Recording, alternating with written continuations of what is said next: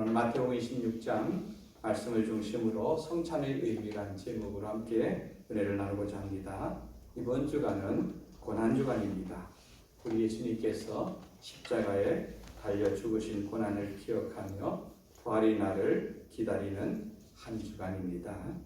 오늘 성례식을 갖기 전에 먼저 성찬의 진정한 의미가 무엇인지를 함께 말씀을 통해 살펴보기를 원합니다.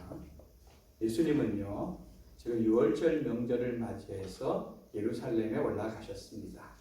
그런데 예수님은 자신의 죽음과 이 유월절을 의도적으로 연관시키는 것을 볼 수가 있습니다. 여러분, 이스라엘의 이 유월절은 우리나라의 8월 15일 광복절과 같이 이스라엘의 최고의 명절인 것입니다. 이스라엘 백성들은 요셉에 의해서 애굽에 내려갔습니다. 70명밖에 내려가지 않은 그들이 시간이 지나면서 그들은 큰 민족이 되었고, 큰 민족이 된 이스라엘들은 애굽 사람들에게 부담이 되었습니다. 그래서 그들을 약화시키기 위해서 강제 노역을 시키고 또 출산을 제한하고 급기야는 그들을 노예로 전락시켰습니다. 평안하며 안주하여 살던 이스라엘 백성들은 고난이 닥치자 하나님을 찾으며 하나님의 구원을 갈망했습니다. 그들은 이 애굽의 통치에서 노예 생활에서 벗어나고 싶지만 그들의 힘으로는 어떻게 할 수 있는 방법이 없었던 것입니다. 이때 하나님께서 그들의 기도를 들으시고 보낸 사람이 모세입니다. 모세를 통하여서 애굽 땅에 9가지 재앙을 내렸지만 바로는 꿈쩍하지 않고 이스라엘을 놓아주지 않습니다. 그래서 하나님께서 준비한 마지막 재앙이 어린 양을 잡는 것이었습니다. 그래서 어린 양을 잡아 그 피를 문에 바르고 그 피 안에 거하는 사람들은 천사가 넘어감으로 말미암아 하나님의 심판이 임하지 않고, 피가 없는 집은 왕의 아들부터 맷돌 가는 여인의 아들까지, 그리고 외양간에 있는 모든 짐승의 맏새끼까지 처음 난 모든 맞이는 죽는 이런 어마어마한 재앙을 애굽 전역에 내린 것입니다. 여러분, 장자라는 것은 그 가정 혈통의 연결고리이고 또 번영의 기초인 것입니다. 하나님께서 그것을 끊음으로 말미암아 하나님 앞에 거역하고 하나님의 뜻에 순종하지 않는 애굽에는 진노를 내리고 하나님의 순종하는 이스라엘 백성에게는 해방을 주었습니다. 여러분, 유월절 어린 양을 통하여서 애굽의 노예 생활하던 이스라엘 백성들이 구원을 얻었듯이 하나님의 어린 양이신 예수님은 사단의 권세와 죄의 올무에 매여 있는 저와 여러분들을 구원하신다는 것을 지금 예수님은 유월절 양으로 유월절 십자가를 지심으로 그 사건을 의도적으로 연결하고 있는 것입니다. 지금 예수님은 유월절 양 잡는 날 저녁에 제자들과 함께 한 식탁에 둘러앉아 저녁 식사를 나누고 있었습니다. 그때 주님께서 그들에게 뜬금없이 너희 중에 한 사람이 나를 팔 것이다 하는 말씀을 던집니다. 그러면 이 아무것도 대부분의 모르던 제자들은 깜짝 놀랄 일이죠. 오늘 성경 우리가 17절부터 읽었습니다만 14절에서 16절 말씀을 보면은 이미 12 중에 하나인 가룟 유다는 대제사장들과 이 백성의 지도자들을 만나서 예수님을 어떻게 넘겨줄까 하는 그런 계획을 논의하고 이미 그 대가로 돈을 받아서 언제 그 일을 시행할까 호시탐탐 기회를 엿보고 있는 이런 때인 것입니다.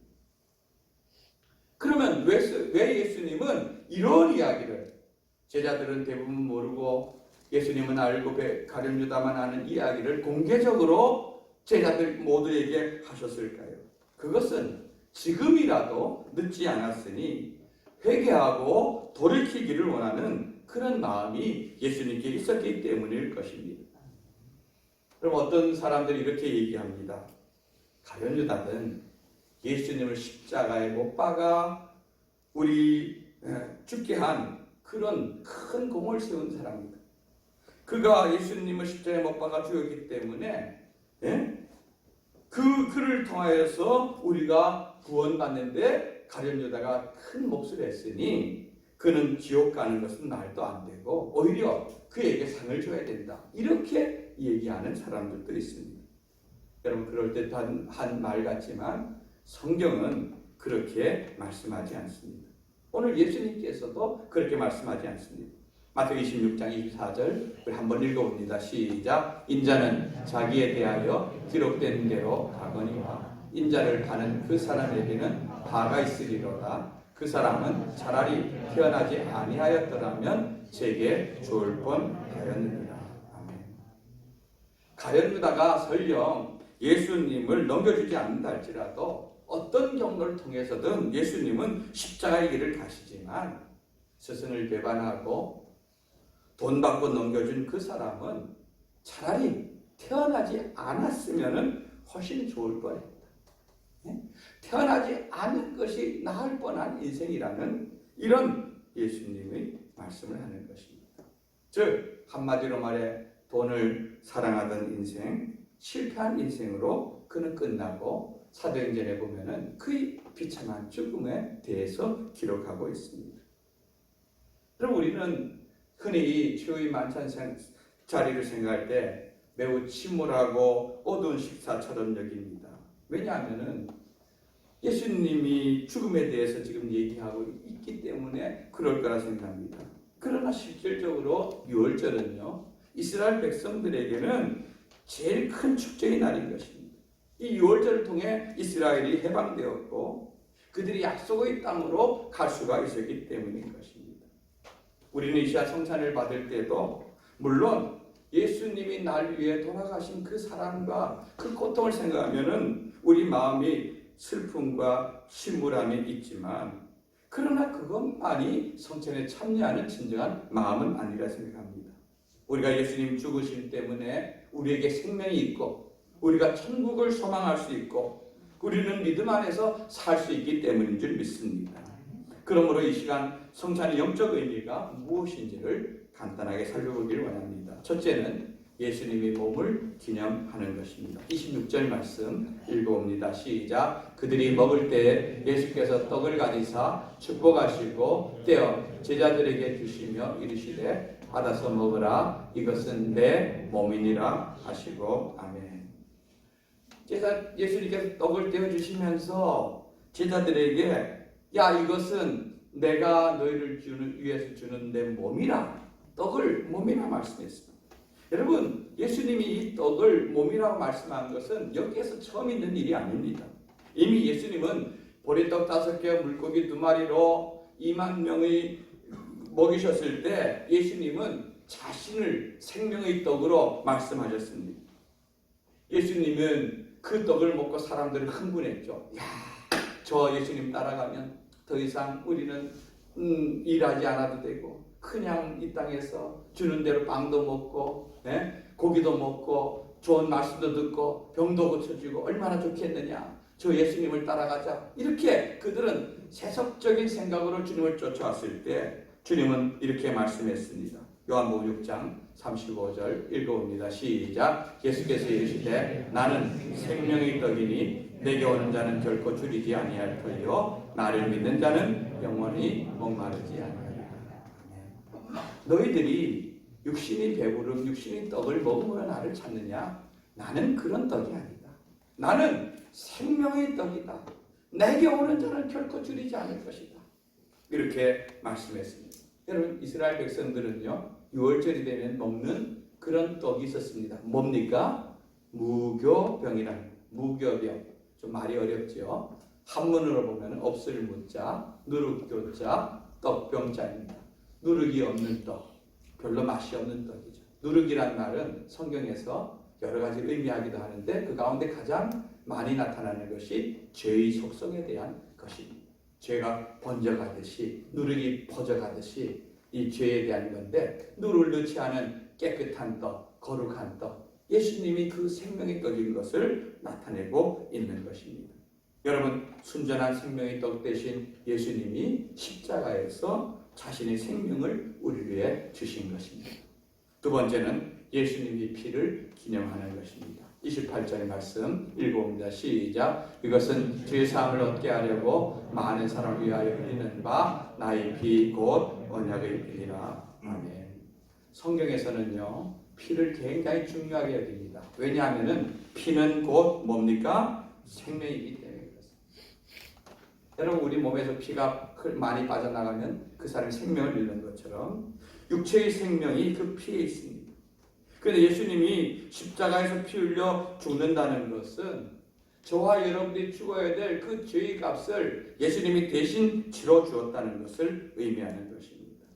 여러분, 인간의 한계가 뭐냐면 요즘 화성도 가고 달나라도 가고 많은 인간의 지식으로 하지만 인간의 가장 근본적인 한계는 뭐냐면은 인간은 죄를 지을 줄 아는데 죄를 해결할 줄 아는 방법이 인간에게는 없다는 겁니다. 우리는 날 때부터 죄인이었습니다. 그리고 살아가면서 계속 죄를 짓습니다.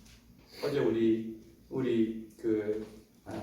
지금 중학교, 고등학교 다니는 우리 성도들의 자녀들이 이제 입교 예식을 해서 입교하는데 제가 우리 중학생들, 고등학생들 얼마나 순수합니까? 깨끗합니까? 그죠? 너희들은 죄가 없지? 이러니까 펄쩍 뛰더라고요. 목사님, 그런 말 하지 마세요. 우리는 죄가 있어요. 그렇게 강조 안 해도 되는데, 그런데 여러분, 그건 뭘 말합니까? 우리가 생각할 때 가장 순수하고 가장 깨끗하다고 하는 아이들이 스스로 느낄 때에도 자기는 하나의 앞에 죄인이라는 것을 우리는 한다는 겁니다. 그런데 알긴 아는데 여러분, 이거를 어떻게 우리가 해결할 수 있는 방법이 없는 겁니다. 아는 게 중요한 것이 아니라 해결할 방법이 있어야 되는데, 여러분, 죄를 씻는 다른 어떤 길이 없기 때문에 하나님은 그의 아들 예수님을 이 땅에 보내주어서 예수님이 십자가에 피 흘려 죽게 함으로 우리 죄를 씻는 그 일을 한 줄로 믿습니다. 어린 양의 피 안에서 그들이 구원을 얻듯이, 생명을 얻듯이 우리는 예수님의 보혈 안에 있을 때 생명을 얻을 수 있는 것입니다. 나의 죄를 씻기는 뭡니까? 예수의 피밖에 없네. 다시 성케하기도 뭡니까? 예수의 피밖에 없네. 같이 합시다. 예수의 흘린 피 날 희게 하오니 귀하고 귀하다. 예수의 피밖에 없네. 아멘. 예수의 흘린 피가 저와 여러분들이 모든 죄를 깨끗게 한 줄로 믿습니다. 그 보혈이 십자가에서 주님께서 흘리신 보혈이고 그 보혈이 오늘 잔으로 우리에게 주어지는 것입니다. 세 번째, 천국 잔치 모형입니다. 29절 말씀을 읽습니다. 시작. 그러나 너에게 이르노니 내가 포도대 나무에서 난 것을 이제부터 내 아버지의 나라에서 새 것으로 너희와 함께 마시는 날까지 마시지 아니하리라 하시니라. 아멘. 예수님은 아버지의 나라 어디입니까? 천국이죠. 그죠? 거기에서 새 포도주를 마시겠다 하심으로 예수님이 이렇게 살을 찢고 피 흘려 죽으시니 천국 잔치와 이어지는 것을 말씀하시는 것입니다. 그럼 예수님이 우리를 천국으로 연결하는 다리를 놓지 않았으면 우리가 어떻게 이 십자가 없이는 우리 하나님께 갈 수가 있겠습니까? 또 십자가를 통하여 하나님의 자녀된 우리는 천국에서 우리 예수님과 더불어서 함께 나눌 그 혼인잔치가 있을 줄 믿습니다. 우리는 지금 이 땅의 교회에서 주님의 성찬을 나눕니다. 성찬을 나눌 때에 우리는 예수님의 사랑과 희생에 대해 깊이 생각해야 할 것입니다. 또 우리는 다시 오실 주님을 기다리는 자로서 주님을 전하는 일도 게을리하지 말아야 할 것입니다. 왜냐하면 이 십자가의 길 외에 예수님 생명 외에는 천국으로 가는 길이 없기 때문인 것입니다. 오늘 마지막에 보면 예수님과 제자들이 찬송을 하며 감람산으로 가는 것을 볼 수 있습니다. 감람산은요, 지난주 우리가 말씀을 나눈 것처럼 예수님과 그 제자들이 마지막 밤 기도하러 가신 곳입니다. 여러분, 주님의 몸을 먹으며 주님의 피를 마신다고 하여도 그들이 온전히 주님을 따라가기 위해서는 깨어있는 기도가 필요한 것입니다. 이 제자들 다 예수님이 주시는 그 떡과 잔을 다 먹었지만 감람산에서 기도하는 데 실패했을 때 그들의 인생 온전히 주님 따라가지 못했습니다. 여러분, 우리들도 마찬가지입니다. 성찬에 참여한다고 우리가 주님을 저절로 따라갈 수 있는 것 아닙니다. 기도하면서 주님 따라가야 될 줄로 믿습니다. 형식과 껍데기가 아닌 진정한 주님의 제자로서 감람산뿐 아니라 십자가의 길에까지라도 따라갈 수 있는 모든 복된 성도들 되기를 주님의 이름으로 축원드립니다. 아멘.